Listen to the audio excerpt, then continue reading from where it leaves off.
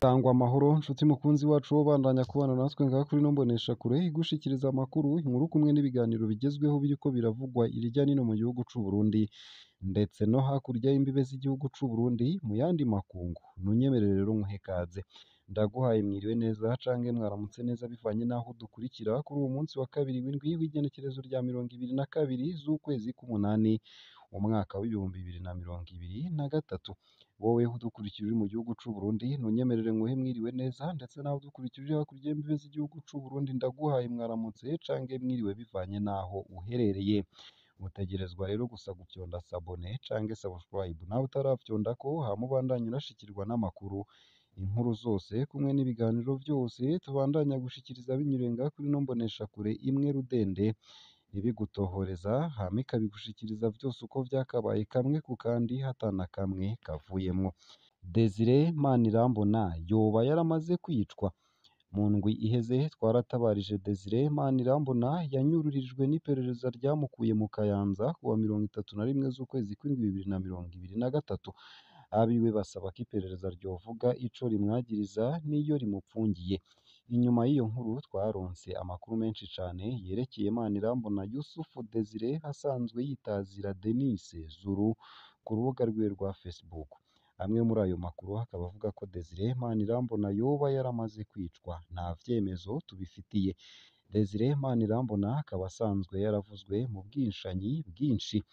Abamuzi batubwiye ko Manirambona Desire azwi mu buterere nk'imbonerakure kandi nk'umukozi w'iperereza imyaka itari mike. Manirambona Desire haravugwa ko yakoranye cane na General Adolphe Nshimirimana mu bijanye n'inyigisho za gisirikare zahawe imbonerakure muri Kiriba Onde mu buseruko bwa Repubulika Iharanira Rusange ya Kongo hagati y'umwaka w'ibihumbi 2011 n'ibihumbi 2014. Inyuma yaho Desire Manirambona yarakoranye n'abandi bategetsi mu bwicanyi butari buke. Desire Manirambona ari kumwe n'uwo batazira Mbamvu avugwa ko ariwe yarashe umushingamateka Hafsa Mosi muri Mukakaro mu mwaka w'ibihumbi 2016. Desire Manirambona yaranabaye umushoferi wa Bertin Gahungu yarajejwe iperereza mu gihugu hagati DDI. Inyuma y'amabi menshi yakoreshejwe Desire Manirambona harabayeho umugambi wo kumwica kugira ntazamene amabanga y'ivyazi. Inyendamuvano yoba yarabaye umutegetsi wo muri CNDD FDD boba baramwagirije ko yishe.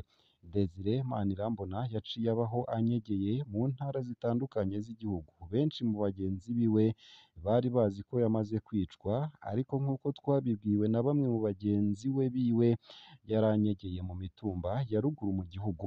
Desire Manirambona akaba aherutse gufatwa yagirizwa ubundi bwicanyi. Kuwa 15 z'ukwezi kw'indwi 2023 mu Kamenge yaragandaguwe umupfasoni Rosine Irakoze yahora asengera muri Eglise des Amis. Inkuru twarayibamenyesheje turanababwira ko hakekwa abo basengera hamwe, ahandi hagakekwa bamwe mu muryango wiwe. Amatohoza yakozwe n'iperereza yerekana ko Rosine Irakoze yicishijwe n'umugabo wiwe be na murumuna wa Rosine Irakoze. Barishe kandi abasore babiri, umwe yiga muri kaminuza y'igisirikare ISCAMU, uwundi yiga muri kaminuza y'igipolisi. Bano basore barimwo umuhungu wa General Bertin Gahungu yiga muri ISCAMU. Uwundi yafashwe muri ayo matohoza ni Desire Manirambona yagirizwa ko yari afise ibirwanisho vyoba vyaranakoze muri ubwo bwicanyi. Bishoboka ko Desire Manirambona yoba yaragumye avugana n'umuhungu wa Bertin Gahungu narirya yigeze kuba umushoferi wa se. Inkuru y'igandagurwa rya Rosine Irakoze tuzoyigarukako. Desire Manirambona yoba yarishwe? Amakuru tudashobora kwemeza avuga ko Desire Manirambona yasabwe kuja kwerekana iyo asanzwe anyegeza ibirwanisho. Yoba yaraciye yicwa amaze kuvyerekana, ariko iperereza rigashaka kuvuga ko yashatse kwiruka baca baramurasa. Ariko nivyavugwa gutyo kizoba ari ikinyoma. Umugambi wo kwica Manirambona Yusuf Desire wari usanzweho kugira bazimanganye ivyazi. Ntidushobora kwemeza ayo makuru twahawe ko Desire Manirambona yamaze kwicwa. Mu butungane izina rya Manirambona Yusuf Desire ririmwo mu bakurikiranwa mu igandagurwa rya Rosine Irakoze. Tuzoguma dukurikirana turabe ko bamuzana. Tubandanya gusaba uwogira amakuru ku vyashikiye Desire Manirambona ko yotwandikira muri Ndondeza. Turipfuza kumenya n'amakuru yose yerekeye uwo bagendanye batazira mbamvu. Mwotwandikira kuri WhatsApp akamenyetso ko guteranya 3246565195.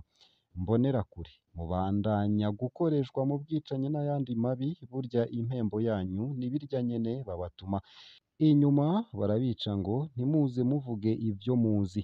Ngaha akaba ariho nsoreje ino nkuru yari yanditse ku rukuta rwa Pacifique Ninahazwe rukorera kuri Facebook. Nkaba nyisomye neza na neza uko yanditse.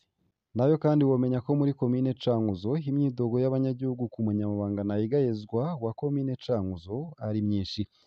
Abanyagihugu bava mu yandi makomine ariko baba muri komine Cankuzo bavuga ko umunyamabanga ntayegayezwa wa komine atemera kubaha urupapuro rwerekana ko baba muri iyo komine, ari rwo bita attestation de résidence. Bamwe muri bo bakeneye urwo rupapuro kugira basabe akazi.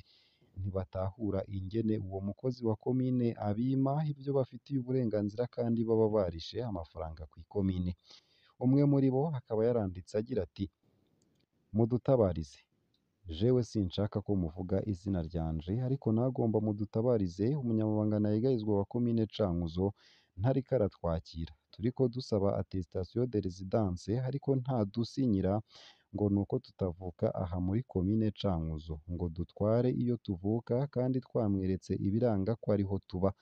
Ikibabaje nuko iyi attestation tuyirihira ibihumbi 5 vy'amafaranga y'amarundi ndetse n'ibihumbi 2 vy'amafaranga y'amarundi y'iterambere, ariko mu nyuma tugahomberayo vyose kandi kudepoza mu basaba akazi bihera uno munsi.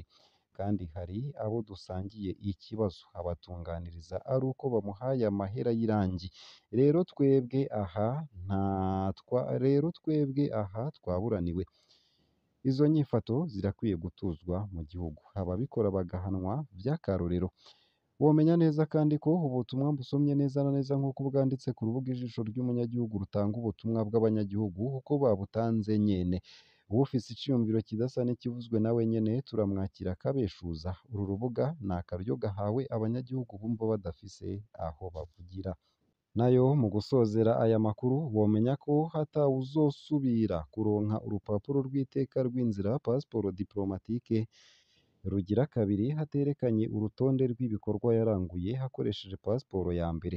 Nk'uko biri mu itangazo ryashizwe ahabona n'ibiro vy'ubunyamabanga bukuru bwa leta Secretariat General d'Etat ryo kuri uwa 21 Myandagaro 2023, kuva ubu uwuzosaba ko urupapuro rw'inzira rw'iteka pasiporo diplomatique rwiwe rushirwa ku gihe azobanza kwerekana urutonde rw'ibikorwa yaranguye hakoresheje pasiporo ya mbere mu kiringo cose iyo pasiporo yamaze iriko irakoreshwa. Ikindi ni uko umuntu wese azofata urugendo agana mu makungu hakoresheje pasiporo diplomatique haciye ku kibuga c'indege Melchior Ndadaye ategerezwa kuzobanza kwerekana urupapuro ruriko ubutumwa bw'akazi ordre de mission agiyemwo, nk'uko biri muri iryo tangazo ryatewe ko umukono na Prosper Ntahorwamiye asanzwe ari umunyamabanga mukuru wa leta akaba n'umuvugizi wayo. Nayo ku basaba impusha visa zo gusohoka igihugu biciye mu buserukizi ambasade bazobanza berekane urupapuro bahawe n'umushikiranganji w'imigenderanire n'ayandi makungu no gufashanya mu vy'iterambere. Izo ngingo zifashwe inyuma yaho hibonekereje umurindi munini w'abasohoka igihugu bakoresheje pasiporo diplomatique, mu gihe izo pasiporo zorohereza kandi zigakoreshwa n'abagiye mu butumwa n'abagiye mu bikorwa bifitiye inyungu igihugu. Prosper Ntahorwamiye agabisha abo bafise izo pasiporo ko uwuzofatwa ariko ayikoresha ico itagenewe hashobora kuzohabwa ibihano birimwo ivyo kuyimwaka burundu. Ese iyo nkuru muyakiriye gute? Nimutwandikire munyuriye munsi y'ino video muri commentaire. Ngaha akaba ariho nsoreje ano makuru nari nabateguriye hariko aravugwa irya nino mu gihugu c'u Burundi.